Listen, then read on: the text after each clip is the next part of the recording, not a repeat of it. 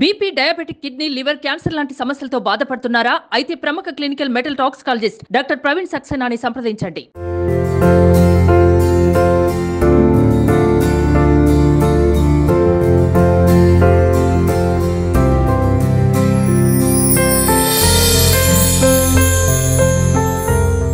Welcome to Suman TV. నేను మీ నవీన్. ప్రస్తుతం నేను నెల్లూరు సిటీలో ఉన్నాను. నెల్లూరు సిటీలో ఎవరిని అడిగినా కూడా ఇక్కడ అభివృద్ధి అనేది చాలా వరకు జరిగింది 2014 నుంచి 19 వరకు. అదే సమయంలో మీకు హైదరాబాద్లో నెక్లెస్ రోడ్ ఏ విధంగా ఉంటుందో మా నెల్లూరులో కూడా నెక్లెస్ రోడ్ ఉంది, చూస్తారా అని చెప్పేసి ఆఫ్ ది రికార్డ్ నాతో అన్నారు. అవునండి, ఏంటన్నా ఇక్కడ ఎవరిని కదిపినా కూడా మాకు నెక్లెస్ రోడ్ ఉంది, నెక్లెస్ రోడ్ ఉంది అంటా ఉన్నారు. ఎవరు డెవలప్ మీరు ఇప్పుడు వచ్చినా సరే ఇప్పుడు ఎంతమంది కొన్ని వందల మంది ఆ ట్రాక్ మీద నడుస్తా వెళ్తూ ఉంటారు, వాకింగ్ చేసుకుంటా. పెద్దోళ్ళు కానీ చిన్నపిల్లకాయలు కానీ నెల్లూరుకి ఒక కళ. ఎందుకంటే అది గణేష్ ఘాట్గా ఏర్పడింది అనమాట. ఆ గణేష్ ఘాట్లో ఈరోజు ఇప్పుడు మనం మీరు వెళ్ళండి, రాని చూద్దాం, చూపిస్తాం మీకు. ఓకే, ఒకసారి అంటే నెల్లూరులో నెక్లెస్ రోడ్ ఎట్లా ఉందో చూద్దాం. దాని మీద వాకర్స్ కూడా ఎక్కువ సంఖ్యలో ఉంటారంట. ఎట్లాగూ మంచి ఈవినింగ్ టైము, ఒకసారి మనం కూడా సరదాగా అట్లా వాక్ చేస్తూ అక్కడ ఉన్న ప్రజలతో కూడా మాట్లాడదాం. మరి ఇంకెందుకు ఆలస్యం? Yeah, please sir, please.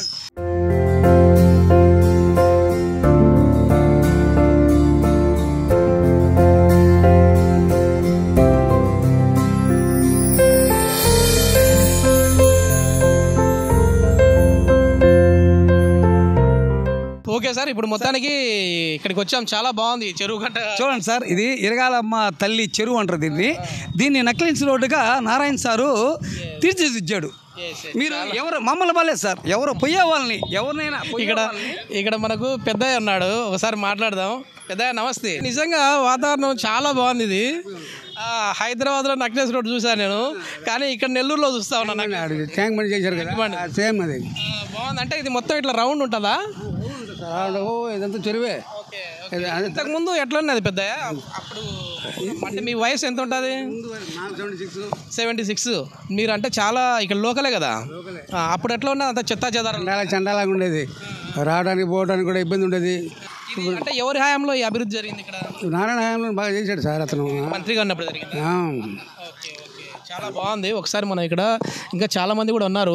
Okay, ఇక్కడ మనం చూస్తూ ఉన్నాం కదా, చాలా వరకు కూడా అసలు ఈ చెరువు కూడా చాలా పెద్దగా కనపడతా ఉంది. ఇక్కడ వాకర్స్ చూడడానికి కూడా, వాకింగ్ చేయడానికి బాగా ఉంది. ఒకప్పుడు ఇదంతా కూడా ఒక చెత్త చెదారాలతో ఉండేది, ఇప్పుడు ఇంత బాగుంది అంటా ఉన్నారు.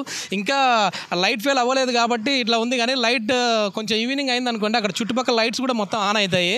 సో ఎట్లా ఉంది సార్? అంటే మీరు ఈవినింగ్ టైం వస్తూ ఉంటారా ఇక్కడికి?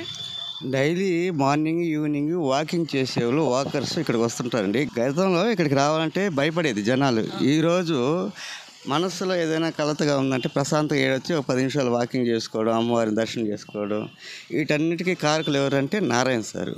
గతంలో 2014-19 మధ్యలో చేసిన అభివృద్ధి ఈరోజు జనాలకి ఎంతో ఉపయోగపడుతుంది. అటువంటి నాయకులు రావాలా. ఈసారి ఆయన గెలిచే విధంగా ఉన్నారు సార్ నారాయణ గారు? అది మీరు అట్లా అడగకూడదు, ఎందుకంటే గెలుస్తాడనేది ఎంత మెజార్టీ వస్తుందని అడగాలి. అంత ఫిక్స్ అయిపోయారంటే వైసీపీ నుంచి ఎట్లాగూ వేరే వ్యక్తి, అనిల్ ఉన్న వ్యక్తి పక్కకి వెళ్ళిపోయాడు కాబట్టి ఈ ధీమానా మీకు? అనిల్ అనేది కాదండి, అనిల్ ఎప్పటికైనా పక్కకు బాగా వస్తుంది. అనిల్ ఉన్నా కూడా ప్రజెంట్ అనిల్ ఉన్నా కూడా 1,00,000 పై చిలుకుతో నారాయణ సారు వస్తారు. కారణం ఏంటంటే ఆయన చేసిన అభివృద్ధి గత 5 ఏళ్ళు జనాలు భయపడతా బతికారు. ఈరోజు రేపు జరగబోయే ఎలక్షన్లో 1,00,000 పై చిలుకు మెజార్టీతో నారాయణ సార్. మొన్న ఎందుకు ఓడిపోయారు సార్? మామూలుగా మనం వాస్తవానికి మాట్లాడదాం. ఎందుకంటే ఇక్కడ నేను చాలామంది ప్రజలతో మాట్లాడుతూ ఉన్నాను. ప్రతి ఒక్కరు కూడా నారాయణ గారు అంటే అభిమానం ఉంది అని అంటూ ఉన్నారు. మరి అలాంటి వ్యక్తి ఎందుకు తక్కువ మెజార్టీనే, ఒక 1800 ఓట్లతో ఓడిపోయారు? ఎందుకు ఓడిపోయారు అనుకో? గతంలో జరిగిన ఎలక్షను వన్ సైడ్గా జరిగినాయి, పైగా ఈవీఎంలు కాస్త ఉన్నాయి. ఒక్క ఛాన్స్ అనేది చూశారు జనాలు. ఒక్క ఛాన్స్ అంటున్నారు. ప్రేమ అభిమానాలతో కాదు వేసింది వైసీపీకి. ఒక్క ఛాన్స్ ఇస్తామో యువకుడు కదా ఎట్ట చేస్తాడని ఒక్క ఛాన్స్ ఇచ్చినందుకు రెండో ఛాన్స్ లేకుండా మొత్తం రాష్ట్రాన్ని అట్టడుగు పాలు చేసేసాడు. అది మళ్ళీ మనం కోలుకోవాలంటే పసిబిడ్డను మళ్ళీ పెంచేంత ఇదైపోయింది. అందువల్ల ఏంటంటే మన రాష్ట్రం, మన జిల్లా, మన ఊరు డెవలప్ అవ్వాలంటే, సందు గొంతులు అన్నీ డెవలప్ అవ్వాలంటే నారాయణ సార్ లాంటి వాళ్ళు రావాలా. ఇంకా ఈ చెరువుకి సంబంధించి, అదే మన నెల్లూరు నెక్లెస్ రోడ్డుకి సంబంధించి ఇంకా ఏం అభివృద్ధి కావాలంటారు? ఇక్కడ నెల్లూరు చెరువు డెవలప్ చేయాల్సిన వర్క్ ఇంకా చాలా ఉంది. పోయిన 2019 నుంచి 24 మధ్యలో తెలుగుదేశం గవర్నమెంట్ నారాయణ సార్ ఉంటే ఈరోజు ఇంకో విధంగా కూడా ఉంటుంది, ఇంకా డెవలప్ మనం ఊహించలేనంత విధంగా ఉండేది. ఎందుకంటే చుట్టుపక్కల స్థలాలకి ఉన్నతమైన రేట్లు పెరిగిపోయినాయి. ఈ కారణం ఏంటంటే నారాయణ చేసిన అభివృద్ధి. ఎక్కడెక్కడి నుంచో వచ్చి నెల్లూరు కొనుక్కుంటే బాగుంటుంది అనే ఆలోచనతో ప్రజలు ఇక్కడ ఎంత రేట్ అయినా పర్లేదు, ఒకప్పుడు ఇక్కడ పక్క రావాల్సి అంటే భయపడతా ఉండేది. ఈరోజు ఎవరితో మాట్లాడినా ఇదే మాట మాట్లాడుతూ ఉన్నారు. సో ఒకసారి మనం ఇక్కడ వాకర్స్ కూడా ఎక్కువ సంఖ్యలో మనకు కనపడతా ఉన్నారు. మనం ఒకసారి వాక్ చేస్తూ వాళ్ళతో మాట్లాడే ప్రయత్నం అయితే చేద్దాము. సో నిజంగా చూడడానికి ఏంటంటే ఇక్కడ లోకల్స్ కూడా మీకు ఇంకా చాలా ప్రదేశాలు ఇక్కడ చూడడానికి అయితే ఉన్నాయి. ఇంకా ఇక్కడ కాదు సార్ మీరు చూడాల్సింది, ఇది స్టార్టింగ్లో మాత్రమే మీరు వచ్చారు, ఇంకా అక్కడికి ఉంది, అక్కడికి వెళ్దాం పదండి అన్నారు. ఇక్కడ చూస్తే మనకు బుద్ధుని విగ్రహం కూడా కనపడతా ఉంది. ఒక్కసారి ఇక్కడ ప్రజలందరూ కూడా అక్కడ ఆహ్లాదకరమైన వాతావరణంలో కూర్చున్నారు, వాళ్ళతో కూడా మాట్లాడే ప్రయత్నం చేద్దాం. మీరు వాకింగ్ చేస్తూ ఉన్నారు కదా, కాదు ఇది మామూలుగా నెల్లూరుకి నెక్లెస్ రోడ్ అంటూ ఉంటారు. సో ఎట్లా ఉంది, బాగుందా ఇక్కడ వాకింగ్ చేయడానికి? అందుకు వాకింగ్ చేసేదానికి బాగుంది. ఇంతకుముందు ఎట్లున్నాయి బాబాయ్ ఇక్కడ? ఇంతకుముందు ఏం లేదు కదా, ఒకటి కట్టే కదా ఇది. Okay okay. ఎవరి హయాంలో ఇది అభివృద్ధి జరిగింది? నారాయణ వాళ్ళే కదా, నారాయణ గారితో. ఈసారి ఎవరు గెలిచే విధంగా ఉన్నారు బాబాయ్? నారాయణ రావాలా, తెలుగుదేశం వస్తేనే అభివృద్ధి జరుగుతుంది, లేకపోతే అనవసరం. ఇంకా దేశం పనికిరాదు.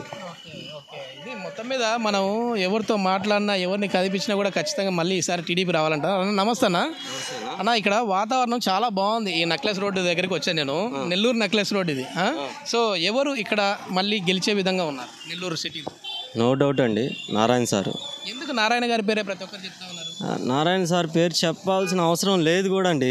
వాస్తవం చెప్పేది ఏంటంటే ఆయన ఆల్రెడీ చేసేసి చూపించాడు, నా పనితీరు ఇది. పోయినసారి కూడా 1800 ఓట్లు 1500 ఓట్లు ఓడిపోయారు. అదేంది దొంగ ఓట్లు.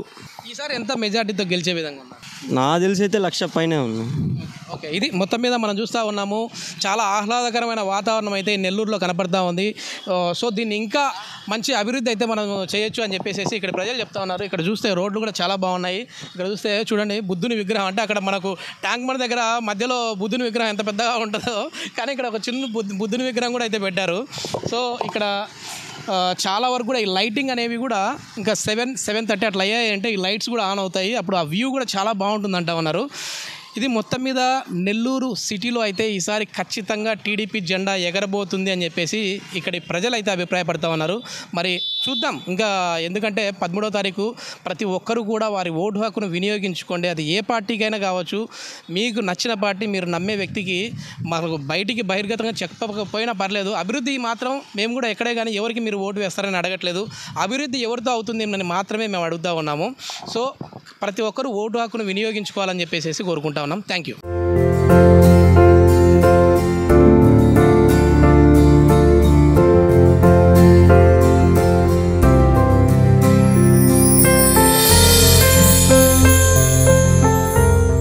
సుమన్ టీవీలో మీ పర్సనల్ అండ్ బిజినెస్ ప్రమోషన్స్ కోసం కింది నెంబర్కి కాంటాక్ట్ చేయండి.